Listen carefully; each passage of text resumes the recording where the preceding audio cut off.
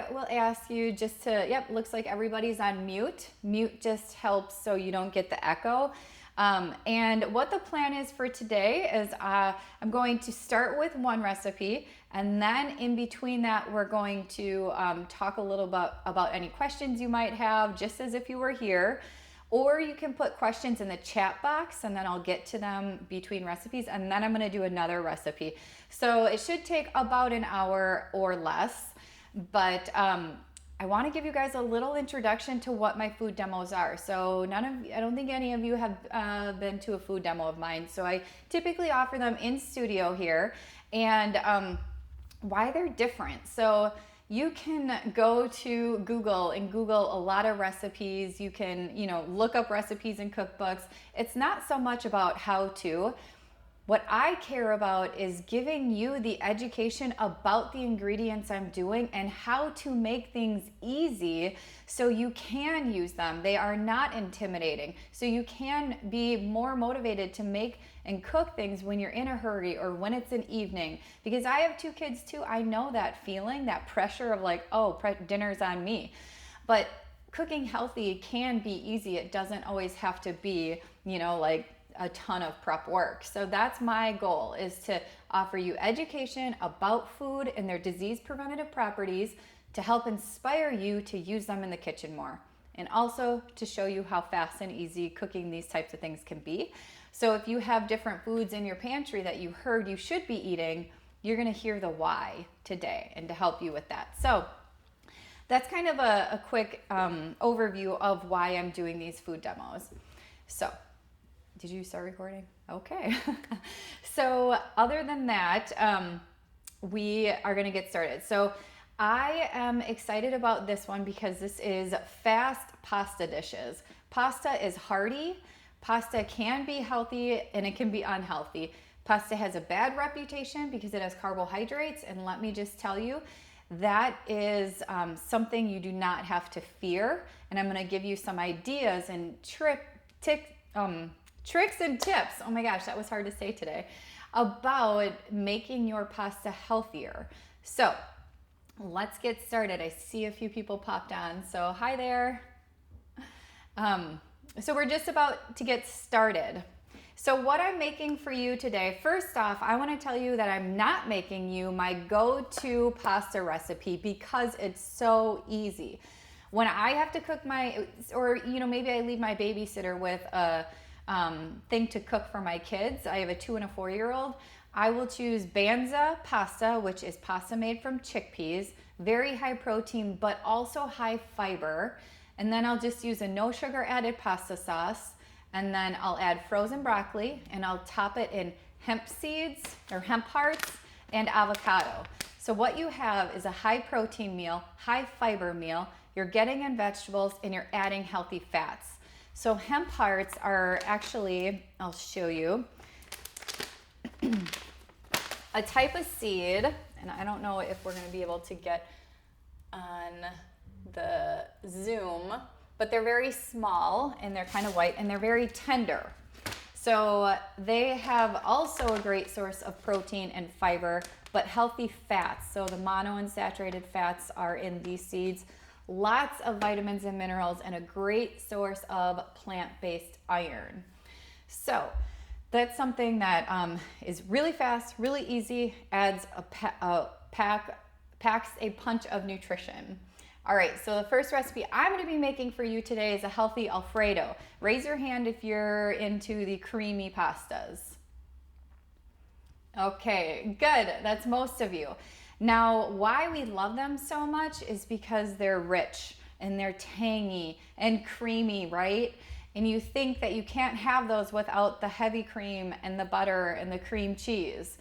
Well, the truth is, right now in our American diets, we are eating a lot of meat and a lot of dairy, but we don't know how to eat foods that offer disease preventative properties, because meat and dairy is fine, but the truth is it doesn't offer disease preventative properties. So now I'm going to show you how to put together a fast Alfredo pasta that does offer disease preventative properties and has the healthy fat, but also very fast and easy. So I have my intern here who is going to be doing the taste testing with me.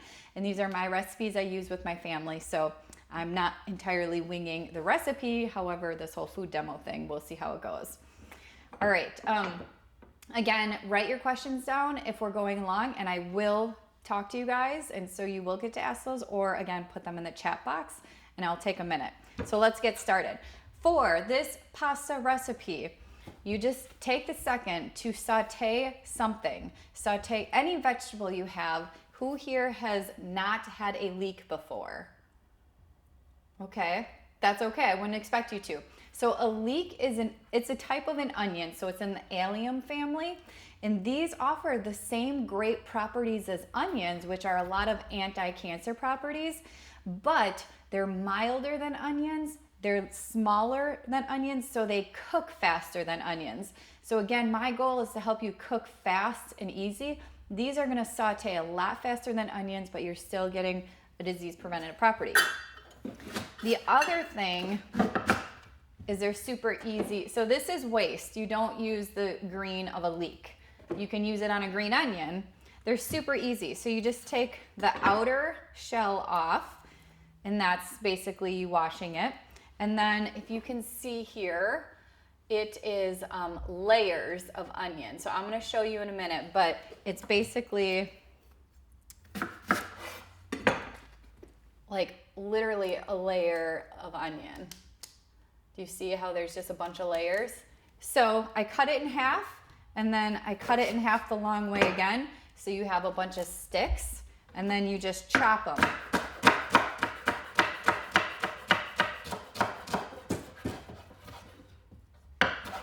So I don't know about your toddlers, but mine, or husbands, or anyone in your family, mine are sensitive to the crunch of onions. So I have to be careful where I use onions in which recipe, because if they get that crunch of an onion, they'll think they just don't want to eat anything. So these being much more tender than onions, you are going to hide them in more meals and again, get that disease preventative property. So I'll show you.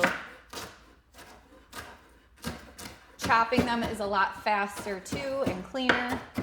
So that's it. So here is a chopped leek. Sorry I'm so far away from you. It's the only way that I could get me on camera and the food.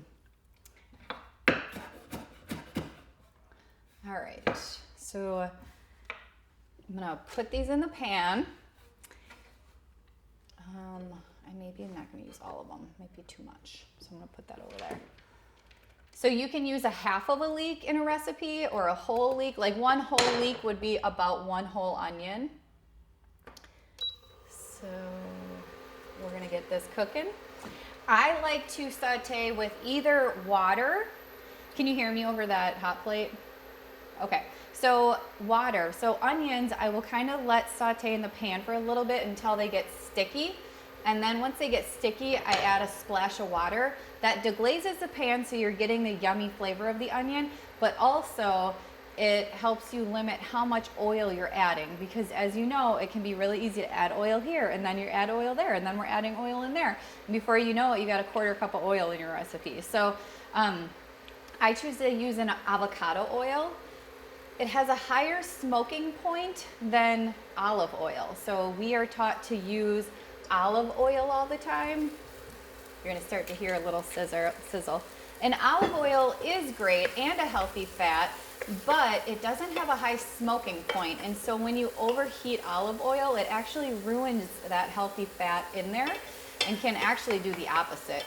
So avocado oil can go up to about 450, 490, so it's better for sauteing.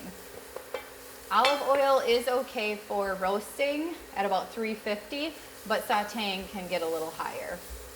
And now I have on my hot plate a temperature setting, so I actually know how hot it's getting, but that's not the case when you have a burner. Okay, so I'm gonna let that go a little bit.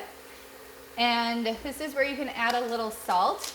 So by adding salt, just a little bit, you're really opening up the cells of the onion to allow that flavor to come out. So you don't need too much, but just enough to kind of help break down those cell walls. And at this point is when I add mushrooms. So mushrooms, any mushroom haters in this group? No hands, woo! Well, some of you might be, sorry, but mushrooms are a great source of nutritional vitamin D. Also, huge breast cancer preventative properties in mushrooms. If you just ate about 5 white mushrooms a day, you could see a huge reduction in potentially your risk for breast cancer. So if breast cancer runs in your family on any level, definitely incorporating more white button mushrooms in your meals is great. The key there is cooked is better. So the disease preventative property actually comes out with cooking it. So eating them raw is not so beneficial. What's nice about adding a mushroom, and again, we're making an Alfredo. I don't want too powerful of vegetables because I really want that cheese sauce to stand out. But now mushrooms break down a lot of water, so that's gonna help saute as well with less oil. I'm actually gotta turn this down though, a lot. I'm learning this hot plate and what's too hot and not. So that's gonna saute, and then when it's done, I'm gonna set it aside. But for now, we're gonna get started mixing. So this sauce, now mind you, this is taking longer, obviously, because I'm talking to you guys and using my hands and stuff. But if you were in the kitchen, how fast would that be to chop up a leek and get those mushrooms in a pan? They both saute very quickly. So like the leeks are pretty much done already. So I'm just turning it down to get the mushrooms some heat. All right. Now, dairy-free Alfredo sauce. You're probably thinking, where is she going with this? Have you guys ever used raw cashews? So raw cashews, if you tasted them, they actually have very little flavor. When you roast them, that's what brings out the flavor with the oils. So raw cashews are very tender, and they blend up to be a really nice, creamy consistency. So in this case, I'm soaking them in some almond milk, which is in the recipe, because soaking them makes them more tender so they don't blend into a graininess. They blend up much easier. So you could soak them in hot water an hour before your recipe. You could soak them overnight. Or in this case, this was about 40 minutes.